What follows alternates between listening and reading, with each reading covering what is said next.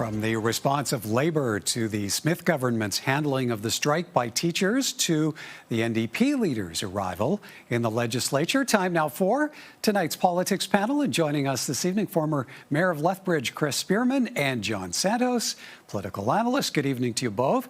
And let's begin with the message from Alberta unions to the provincial government. As we move, our fight from our strike into a different arena, is to hold governments to account. ATA President Jason Schilling among Labour leaders Wednesday vowing a response to the Smith government's use of the notwithstanding clause in ending the strike by teachers. Chris, the notable development emerging from that news conference was Labour leaders announcing plans to consider organizing a general strike. What's to be made of that message? Well, they're trying to speak to their members and say there's more to come, keep everybody united, and also to the government to say they basically at the limit. The government is basically suspending the rights of all individuals, all teachers, and they're looking at future actions.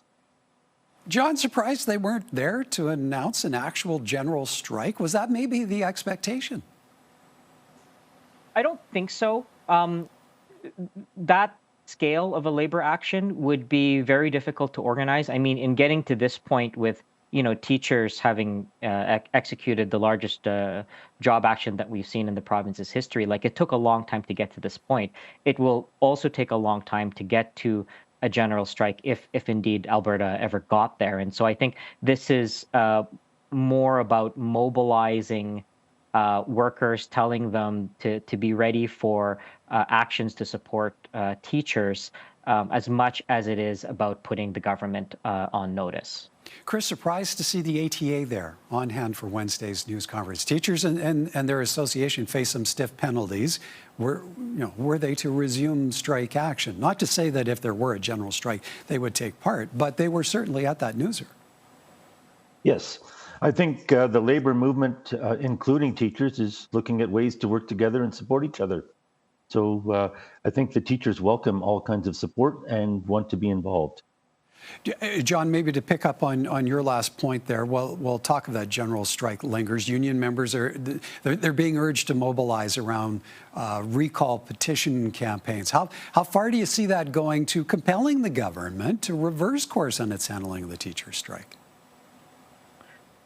I'm not sure what it would take at this point to get the government to reconsider. They've made it very clear that this is a bit of a line in the sand for them. And so I think pursuing those other opportunities for action, like recall, is one way for them to go forward. And, another reason why perhaps they're going down that way is it avoids a potentially difficult situation that the unions could put themselves into, which is making this just about labor, just about unions versus the government, as opposed to supporting workers do their job and deliver services to the people of Alberta. And that's part of why the ATA has been so successful, is that it's not just about the poor wages and the difficult working conditions that teachers face, but that those difficulties are making it difficult for them to deliver a quality education for the students. And so by bringing this back to the students, that's part of why the ATA was so successful. And I think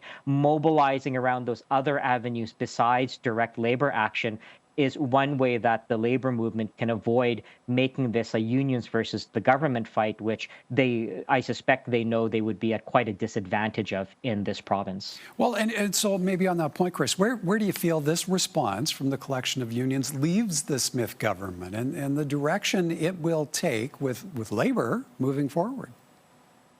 Well, the government wants to put this behind them, which is why they moved so quickly, and we'll see what the consequences are. I think if the labor movement moves forward with assisting with recall efforts, I think the number one target is the education minister, and has he done a good job, and would they be able to successfully recall him? It's not an easy process either. John, what are you looking for from the Smith government moving forward? Obviously, the Premier isn't here right now. She's away for a few days off to the Middle East. But where does this leave the rest of her caucus, her cabinet table? I agree with Chris to a certain extent that the government would like to put this behind them because they do have a busy legislative agenda ahead of them. On the other hand, I think this is quite useful for the provincial government as a distraction to keep people focused on something else while they roll out their legislative agenda. So I think they're just going to proceed forward with the plans that they've already had from the get-go for this upcoming legislative session. All right, time for us to take a bit of a break.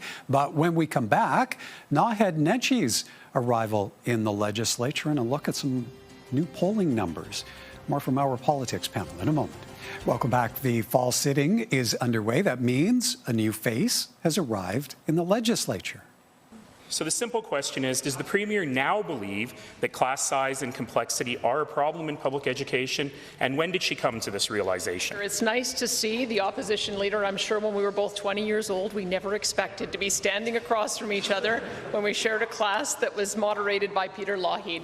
The Premier there responding to Naheed Nenshi's first question as NDP leader as he finally takes a seat in the legislature. John, I'll start with you first this time. There were limitations to that first question period simply because Bill 2, the legislation ordering teachers back, was yet to be tabled and they couldn't mention it. But what is to be made of those first interactions? So I thought he did well. I wasn't surprised. Nenshi's sort of craft as a debater is well known. He did a lot of that in his career as mayor, but he also has that background from his university days as well. I think the challenge for him is going to be less doing well, because I think everyone's expecting him to do well in the House, and it's not to suffer too much from what legislative staffers and politicians call dome disease, which is getting fixated on the activities inside the House to the exclusion of other organizational activities and outreach outside of the House. And so I think it's probably going to be more of a challenge for him not to get just sucked up into the activities of the House, because he is so good at it. Chris, there wasn't much to follow tabling of Bill 2 later in the day on Monday because the Premier was already off on a multi-day trade mission to the Middle East. But what's your read on the impact of Naheed Nenshi's arrival and the voice he's bringing to the legislature? Well, I think there's been a void for a long time since he was successful in the by-election, and it's been several months, extraordinarily long, since the Premier has allowed that election and allowed him the opportunity to get into the House. So I think the tone of politics in Alberta is about to change. John, what do you see hinging on Naheed Nenshi's performance here in this fall sitting and where that leaves his leadership of the party? I think it'll be to stay focused on, like taking the fight to the UCP, but in turf that is most appealing to Albertans. I think the UCP are going to try and bait him into focusing just on social issues, right? His stance as a bit of a crusader on those issues is very well known, and he's very well liked and respected in those circles because of that. And I think the UCP will try and bait him into just focusing on that instead of more retail politics, economic type issues, which the NDP are going to need to do a better job on advocating for if they are going to win over moderates and undecided Albertans. Chris, do you see this as potentially being a feisty session?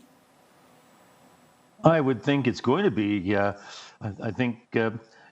Nenshi has been waiting for a long time to get into the House, and I think there's voices that needed to be expressed, and I think there's a lot of concern in Alberta. We've seen the Alberta Next panel, the issues with the CPP, issues with the RCMP, and this whole campaign to forever Canadian to stay in Canada. So all those voices want to be heard, and the government to this point hasn't been held accountable.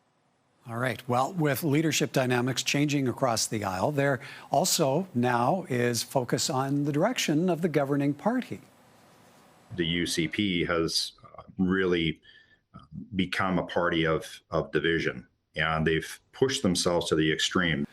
Former UCP MLA Peter Guthrie there responding to new Leger polling that suggests if a provincial election were held today, the UCP would still win, but its gap with the NDP is shrinking.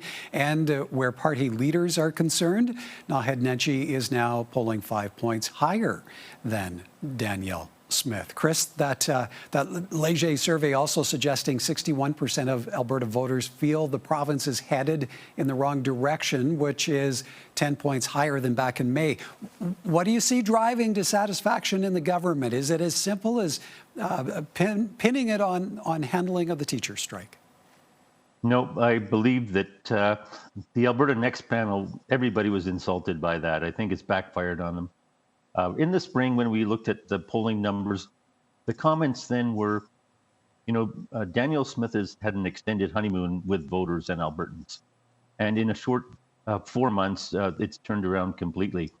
So what's happened over the summer period has turned a lot of Albertans off. And the comments are a lot of people who were formerly Conservatives no longer support this UCP government. John, how much pause for thought will polling like this give the Smith government, especially with the UCP AGM now less than a month away? I mean, I think Premier Smith's position as leader of the UCP isn't under threat from within at this point. I think a lot of our actions were specifically to stop that. But as Chris pointed out, I mean, the dissatisfaction with the UCP, I don't think stems just from the teacher strike. The Alberta Next panel sort of demonstrated to some Conservative supporters, even those who are quite economically conservative, that perhaps the government was being sidetracked from issues that they should be focused on, things like getting the education system fixed finally, healthcare reform, getting the cost of living under control. And so I think, Danielle Smith sort of having done a lot to placate her base, I think is sort of going to shift now to dealing with those issues to stem this dip of support that she's experienced over the last few months. Chris, we heard that clip there from Peter Guthrie a moment ago, who, along with fellow independent MLA Scott Sinclair, are still waiting on Elections Alberta to greenlight rebranding of the Alberta Party to the Progressive Conservatives. Where should that land on the radar where party support and political dynamics in the legislature now are concerned? Well, that's an interesting twist. And, I think the Progressive Conservatives are looking for a home. I'm not sure they're not comfortable with the UCP and they're not comfortable with the NDP. So what is the other option? John, how big is the chasm there in between those two parties and that gap in the middle to potentially be filled by a PC party? I think there's a difference between the perception of the gap and the actual size of the gap. I mean, it's perceived to be quite large. I'm not sure it's that large, and parties can be flexible when they rise to the challenge. And I think that's going to be a challenge for both the UCP and the NDP to try and shift towards the center more, to try and pick up some of that disgruntled centrist moderate support. The difficulty for the PC party is that to sort of come back into the party system into the middle is not really an historically successful tactic. Usually a marginal entry coming in from the sides of the system has tended to be more successful. And so yeah, we'll see if they can pull off something that doesn't happen very often, because yeah, I suspect that if the PCs start to rise again, I suspect both the UCP and the NDP will start to move towards the center to try and squeeze them out. All right. Painting a picture for the session ahead. All right, gentlemen, we'll have to leave it there. Great to see you both. Thank you kindly. Good to be You're here. very welcome. Thank you.